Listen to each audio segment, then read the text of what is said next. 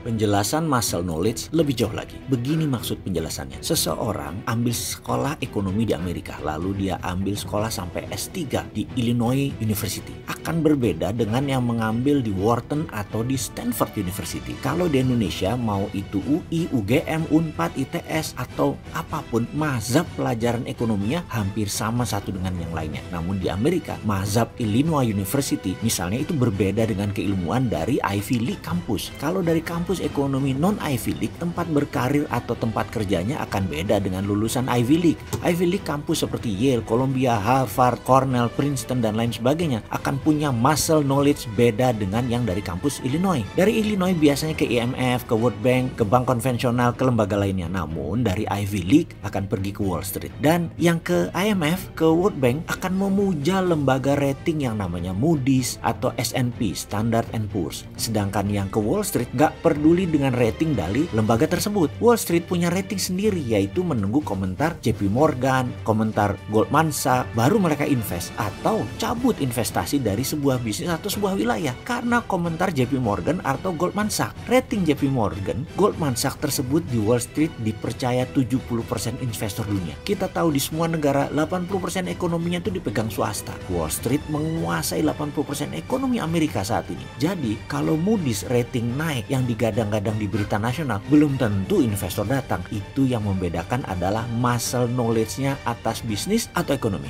Tapi kalau JP Morgan bilang baik, apalagi excellent, maka dalam hitungan jam billion dollar mengalir masuk ke sebuah negara, atau misalnya negara tersebut Indonesia. Dalam mengelola negara ada satu pesan penting. Hati-hati pada siapa kita bersandar atas perputaran ekonomi. Bersandar ke IMF atau ke non-IMF. Non-IMF adalah private sector. Di zaman Pak Harto kita bersandar di IGGI untuk dana Eropa, untuk ke Jepang CGI, dan untuk ke Amerika CSIS networknya, lembaganya, think tanknya. Setelah Indonesia disikat Amerika dengan reformasi baru, IMF masukkan kita sebagai pasien. Itu trap, itu jebakan. Dan sampai saat ini kita masih bersandar di IMF karena muscle knowledge yang mengelola negaranya hanya taunya itu, nggak ngerti ada muscle knowledge ekonomi yang lain. Jadi kalau hal ini nggak jalan, solusinya bagaimana? Ke depan, ya ubah timnya. Jangan pakai muscle knowledge yang lama. Ubah mindset dengan mengubah orangnya. Dan kita tahu, ubah mindset itu tidak mungkin jika tidak